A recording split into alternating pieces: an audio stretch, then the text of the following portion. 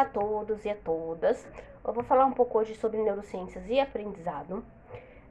E eu vou começar definindo o que é aprendizagem pelas neurociências. Aprendizagem é a resposta ou modulação estabelecida entre estímulos externos e aspectos neurobiológicos, causando um aumento da adaptação de um ser vivo ao seu meio envolvente. A aprendizagem é uma modificação do comportamento do indivíduo em função da experiência. A aprendizagem compreende poder transpor para outras situações o que foi aprendido para que problemas possam ser solucionados. Então, de uma forma muito resumida, a aprendizagem significa mudança de comportamento, ou seja, quando a gente aprende algo novo, a gente é capaz de se comportar de forma diferente. Ela também é concebida como a capacidade que a gente tem de solucionar problemas. Então, eu aprendo uma coisa, X, e aí eu tenho uma outra situação da vida e eu vou até a minha memória, digamos assim, e busco aquilo que eu aprendi em uma situação para poder resolver uma outra situação. Então, vou dar um exemplo. Vamos supor que eu aprendi que a fita adesiva serve para colar papel, ok? E de repente, num dado momento da minha vida, quebra algum objeto que eu tenho e eu não tenho cola, não tenho como consertar esse objeto. Aí eu lembro que a fita adesiva serve para colar o papel. E aí eu penso, será que é possível colar outra coisa com a fita adesiva? E aí eu pego aquela fita adesiva e arrumo o meu objeto com ela. Então, eu peguei uma aprendizagem que eu tinha de uma coisa específica, que era para que serve a fita adesiva, e usei para uma outra coisa que em princípio não é para fita adesiva. Ou seja, eu tive uma mudança de comportamento, eu usei esse conhecimento para mudar o meu comportamento e para resolver um problema, certo? Então isso é o aprendizado, ok? E aqui também fala, né, que é a resposta à modulação estabelecida entre elementos externos e internos, ou seja, nós vamos sempre nos adaptando à realidade das coisas que vão acontecendo diariamente com a gente e que tanto o mundo ao nosso redor, que é esse fator externo, cultural, ambiental, influencia as minhas decisões, quanto as questões neurobiológicas, ou seja, se eu tiver doente, com febre, isso vai mudar o meu comportamento naquele momento, vai mudar minha tomada de decisão. Eu ia pra praia agora, mas eu estou com febre, então eu não vou. Ou seja, aí eu vou me adaptar então a passar o fim de semana na minha casa, por exemplo, que não era o que eu tinha programado antes. Isso aqui é um exemplo muito simples, né? Mas é mais ou menos assim que funciona. E é assim que a nossa espécie foi evoluindo, porque ela foi se adaptando quanto espécie às questões que são biológicas e culturais, que interferem o tempo inteiro na vida, né? E assim a nossa espécie foi se adaptando, que é esse nosso terceiro slide aqui. São outras espécies de humanos que nós tivemos aí, né? Os australopithecus, o Neandertal, tal. Essas são espécies mais antigas, nossos ancestrais, até que chegamos no Homo sapiens e depois no Homo sapiens sapiens, que somos nós, e com certeza teremos muitas outras espécies humanas daqui a alguns milênios, né? Porque é uma constante de evolução. E essa constante de evolução, nós vemos aqui nas imagens que tem cérebros cada vez maiores, porque justamente a demanda do meio foi ficando mais complexa e foi exigindo que o nosso organismo fosse se adaptando. E esse cérebro foi se construindo com o passar das espécies. Isso é o que a gente chama de filogênese, né, nas neurociências.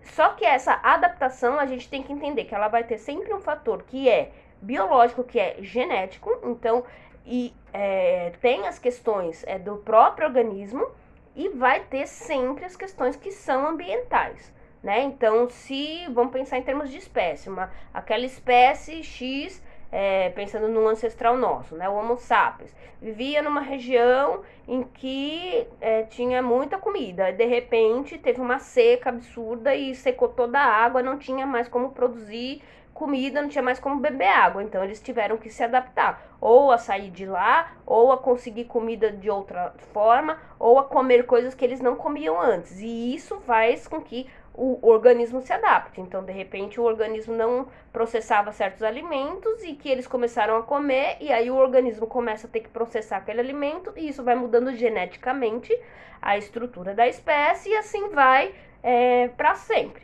né? As questões ambientais e genéticas. E isso é aprendizado, né? O aprendizado é a nossa capacidade de se adaptar às demandas da vida e com isso mudar o nosso comportamento para que a gente possa sobreviver, certo? Então a gente pode entender que a aprendizagem ela é uma alquimia entre elementos neurológicos e estímulos do meio. E tem esse terceiro slide aqui mostrando uma pessoa como se estivesse esculpindo um vaso de argila, né? Então, essa imagem mostra um pouco essa ideia do que eu tô falando, de que para eu fazer, por exemplo, uma escultura, né, eu vou precisar da argila, eu vou precisar do elemento bruto, né, que no caso aqui, na figura é argila, mas poderia ser gesso, poderia ser terra, areia, enfim, mármore, eu tenho que ter um material bruto, só que a argila sozinha, o mármore sozinho, não acontece nada, ele só é uma argila. O que vai fazer essa argila se transformar num vaso é a mão da pessoa, é o artesão, esse conhecimento que vai interferir no material e vai transformar ele em alguma coisa, certo? Então, é isso que é a aprendizagem. Então, vamos imaginar assim, que essa argila somos nós quanto organismos vivos, né? Então nasce lá a Viviane, que vai ter uma estrutura física, um cérebro já mais ou menos formado, que vai ter as questões genéticas para predisposição de algumas doenças, para predisposição de algumas habilidades cognitivas, algumas dificuldades cognitivas. Isso já está mais ou menos programado geneticamente, que seria a argila, a qualidade dessa argila. Né? Então você pode ter uma argila seca demais, que aí que você vai manipular, ela esfarela. Então aí você vai ter que pôr mais água. Não, você tá com uma argila mole demais, que você vai ter que pôr um pouco de terra junto, porque mole demais você não consegue moldar. Ou seja, a qualidade da argila vai fazer diferença na hora que eu for construir o vaso. Mas a argila sozinha não vai fazer nada. Eu preciso do artesão. E o artesão, fazendo essa comparação, nós sendo argila, né? Quem que é o artesão? É o mundo. É a experiência que a gente vai passando na vida que vai moldando esse nosso aparato neurológico que já nasce com a gente e aí vai transformando em alguma coisa que somos nós, né? A nossa personalidade, ela inclusive vai sendo moldada para sempre, assim, na vida, né? Não tem assim, a personalidade é fixa e acabou. Claro que quando a gente é criança, a influência do meio ela é muito maior. Mas quantas vezes acontecem tantas coisas na nossa vida que fala assim, mudei, antes eu era assim, agora eu sou assado, antes eu era mais impulsivo, agora eu tô pensando melhor nas coisas, ou antes eu era uma pessoa muito generosa e eu fui roubado tantas vezes na vida que agora eu me tornei uma pessoa mais cautelosa, eu não sou tão generoso assim com todo mundo, enfim. Ou seja, né, as vivências que a gente vai tendo na vida vão mudando a nossa estrutura neurológica. Então, se eu tenho uma argila seca e eu boto mais água, aí eu vou moldar aquela argila de um jeito. Se a argila ela é muito mole e eu ponho areia, eu vou mudar de outro. Então, a areia, a água que eu vou pondo, a temperatura que eu ponho para esquentar, tudo isso são fatores externos à argila, que vai interferindo nesta argila e que vai fazendo com que eu possa produzir ou um vaso, ou uma escultura, e seja lá o que for. Então é isso, nós somos o fruto dessa intervenção constante entre o meio ambiente e a nossa genética, certo? E aí aqui no nosso terceiro slide tem falando sobre a construção social da realidade, né? Que é justamente assim, a ideia de que a gente não nasce pronto, a gente nasce com um aparato neurológico em potencial para quê? Para tudo, para desenvolver a cognição, o comportamento, o aprendizado e para sermos quem somos. Mas o que vai definir isso é justamente essa construção social, porque nós somos seres absolutamente sociais. Não é possível existir a vida humana sem a socialização, porque nós somos uma espécie que muito frágil. Quando a gente nasce, a gente já nasce assim, precisando de auxílio, precisando de apoio, precisando de afeto, né? Então, a gente nasce dentro de um social, de uma cultura, de um grupo de pessoas. E são esses grupos que a gente vai vivenciando durante toda a nossa vida que vão moldando quem somos nós. Então, a gente fala primeiro que tem uma socialização primária e depois uma socialização secundária. O que é a socialização primária? É essa socialização ligada primeiramente com quem a gente mais convive, que é a nossa família. Então, a gente chama, né, de outro significativo, mediado pela emoção, que está escrito aqui no slide. O que isso significa? Que a emoção, o afeto e o cuidado que as pessoas que cuidam de nós logo que a gente nasce, tudo isso vai interferir em como a gente vai percebendo o mundo, sentindo o mundo e entendendo o mundo num primeiro momento, que é a socialização primária. E que vai estabelecendo as nossas crenças mais assim rudimentares sobre a vida e sobre nós mesmos. Num dado momento da nossa vida, a gente começa a ter uma socialização secundária. O que significa isso? A gente começa a ter contato com outros seres humanos. Então, a criança vai para a escolinha, vai brincar no parquinho embaixo lá do prédio com outras crianças, vai para casa dos primos, vai para a igreja, vai passear na praça com o pai, encontra outras crianças lá, junto com a mãe, o cachorrinho, socializa com o bichinho, enfim. A gente vai tendo outras experiências sociais que também vão interferindo na nossa construção de mundo. E isso vai transformando nós em quem nós somos. Então, vou dar um exemplo. Então, de repente, a gente aprende na família que,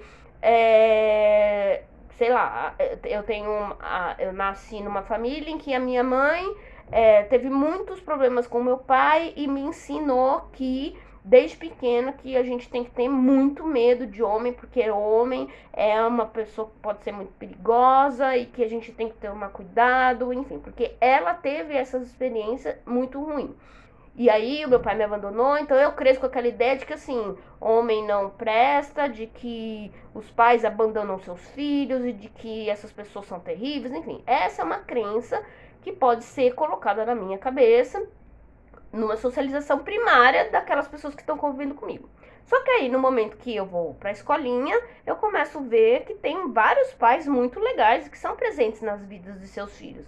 E que eles não batem na mãe deles e que eles não batem no filho. E aí eu vou crescendo e vou tendo amigos homens e vou vendo que existem homens muito legais. E que não são todos os homens que são violentos, não são todos os pais que abandonam seus filhos, não são todos, né? Então isso vai entrando em choque com aquilo que eu aprendi. E é nesse choque que eu tenho a capacidade de rever os meus conceitos e construir a minha ideia do que é ser um homem, por exemplo, né? E isso vai moldar a minha personalidade. Então, eu preciso tanto da socialização primária quanto da socialização secundária para criar a minha visão de mundo e os meus arquivos de memória. E aí é onde a gente vai passar para o próximo slide, onde mostra mais ou menos toda a construção disso de uma forma um pouco mais organizada e sumarizada, né? Então, aqui nesse infograma, a gente tem as seguintes palavras. Então, lá em cima a gente tem a palavra comportamento, e que tem uma setinha, e que tá escrito assim, estímulo do meio, certo? Ou seja, o comportamento do mundo, da cultura onde eu nasci, que é o que eu posso dizer que vai ser o estímulo do meio no meu cérebro, né? Que é a cultura. Vai fazer o quê? Vai gerar memórias. Ou seja, a criança nasce dentro de uma cultura, nasce dentro de um grupo, certo? Que a gente pode chamar de cultura. Essa cultura vai, a partir da linguagem dos valores sociais, que é essa bolinha que está no meio, influenciar essa criança que nasceu. A partir do quê? Do comportamento, né? Então, o comportamento da mãe, do pai, dos amigos, do pastor da igreja, enfim, até o comportamento dos bichinhos que ela convive lá na casa dela, vai ser chamado, isso tudo é chamado de cultura, que vai interferir no comportamento da criança. Isso vai fazer com que aconteça o quê? Que ela gere memórias. Então, ela vai começar a gerar memórias em relação às vivências que ela tem no mundo, dentro daquela cultura, né? E aí, essas memórias, a gente pode dizer que elas são memórias mais negativas ou positivas, de acordo com o valor que aquela criança vai dando, de acordo com o valor que a gente vai dando para as coisas que a gente vai passando, né? Então, a gente pode dizer que essas memórias podem ser negativas ou aversivas, ou seja, aquelas coisas que eu vivenciei e que eu não gostei, que tá lá na minha memória. E as memórias que foram boas, das coisas que eu vivenciei e eu gostei. E são esses dois níveis de memória, digamos assim, né? Obviamente que não é nada é preto e branco, assim, né? Tudo são tons de cinza. Então a gente vamos pensar que né, de um polo eu tenho as memórias que eu não gosto, em outro eu tenho as memórias que eu amo. E nesse meio eu tenho aquelas memórias que eu gosto um pouquinho, que eu não gosto tanto assim, e enfim, coisas que foram ruins, mas que depois eu vi que foi bom ter acontecido aquilo, então foram memórias negativas que depois se transformaram em positivas, e assim somos nós. Essas memórias, elas vão fazendo o que com a gente? Elas vão dando nosso filtro de foco e atenção de interpretação de mundo. E é isso que a gente vai chamar de atenção, certo? Essa atenção, ou seja, aquilo que eu resolvo prestar atenção no que eu vivencio na minha vida e até nos conteúdos que eu estudo, essa nossa atenção, ela é muito moldada por essas nossas memórias. Vou dar um exemplo. Então, vamos supor que eu amava animais quando criança e de repente o meu cachorrinho morreu. Quando meu cachorrinho morreu, eu fiquei traumatizada, eu chorei muito, eu sofri muito, e aí eu passei a construir uma ideia de que assim, eu nunca mais quero um animal na vida, porque eu vou sofrer, né? Então, eu construí isso a partir do quê? De um sofrimento, e essa memória permaneceu em mim, e eu acabo tendo essa ideia de que se eu tiver um novo cachorrinho, eu vou sofrer, certo? Ou seja, a minha atenção em relação a o que é um cachorro, qual a relação que se tem com o cachorro, se eu devo ou não ter um cachorro, e até mesmo assim, a minha atenção no mundo em relação ao cachorro, no sentido assim, de que eu vejo que as pessoas têm cachorro, aí eu vejo a pessoa passeando com o cachorro, aí eu já lembro daquele meu cachorro e fico triste, e aí eu caso com alguém e a pessoa fala, vamos ter um cachorro, e aí isso vai virar toda uma discussão na relação, e a atenção que eu vou levar para isso, tudo isso em relação ao cachorro foi construído por causa de uma memória que eu tive em relação ao cachorro, certo? Então é isso que eu estou querendo dizer, que as memórias boas e ruins que a gente tem, e que ambas são importantes para a construção da minha visão de mundo, vão filtrar o meu foco de atenção. Se eu não tiver um trauma com cachorro, talvez eu nem vou ter tanta atenção assim em cachorro no mundo. Né? Mas como aquilo foi muito traumático para mim, então tudo relacionado a cachorro é uma coisa que eu vou prestar atenção e vou ter uma interpretação de que não é bom, entendem? Então, assim, a nossa emoção, ela vai chancelar a minha interpretação de mundo e o meu foco de atenção em relação às coisas que eu vivo. Isso é o que a gente vai chamar de aprendizado, que vai estar sempre mediado ou modulado, digamos assim, pelos valores sociais, pela linguagem e pelos acontecimentos que eu tenho e vão ser sempre chancelados pela minha emoção. Isso é o que vai criar o meu valor de pertencimento de grupo, né? O pertencimento no mundo. Então, se eu fui uma pessoa muito bem tratada na infância, tive uma família legal e amorosa, e estudei e tive um bom aprendizado na escola, tal, isso vai fazer com que eu busque um certo tipo de valor ou certos tipos de valores sociais, certos grupos que me representem, certas convivências, e assim vai me dando a sensação de estar pertencida ao planeta diante de alguns valores ou a partir de alguns valores sociais que foram construídos com toda essa minha experiência de vida. E aí tudo isso que vai fazer o quê? Moldar o meu aparato neurológico que já vem comigo, mas que vai fazer com que geneticamente o que vem programado em mim seja acionado ou desacionado, né? E isso vai fazer quem eu sou no mundo. E o meu potencial de aprendizado de tudo vai estar ligado a tudo isso, vai estar ligado a como eu interpreto o mundo, como eu entendo o mundo e as relações que estão envolvidas com o meu social e a minha emoção diante de tudo isso. É isso que a gente vai chamar de aprendizado, ok? E aqui nesse slide mostra justamente o quanto que o social vai interferir no neurológico e no aprendizado. A gente tem aqui duas fotos de duas ressonâncias, né, de um exame de mapeamento neurológico, em que mostra na esquerda uma criança de 3 anos considerada normal, no sentido assim de que não tem nenhuma patologia, não tem nenhum distúrbio e não teve nenhum tipo de problema na infância.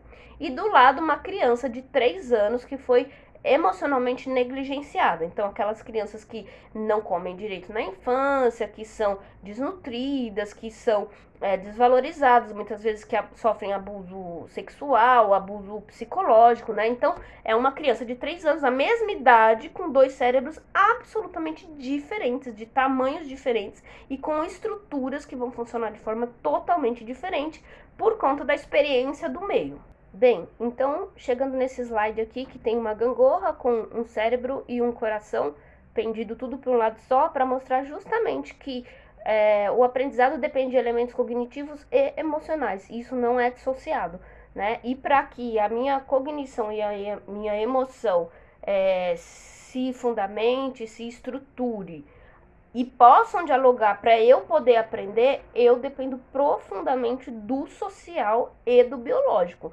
Então, eu vou nascer com uma carga genética, com uma estrutura neurológica biologicamente falando definida, mas não definida do ponto de vista comportamental, cognitivo e emocional. Ela é biologicamente definida, mas como eu dei o exemplo da argila, né, é a mão do artesão e a intervenção do artesão naquela argila que vai fazer com que a argila possa ficar melhor ou não para poder ser feito alguma coisa com ela, e também é a expertise, a habilidade desse artesão que vai fazer com aquela argila uma escultura maravilhosa ou um vaso horroroso, né? Vai depender do artesão, né?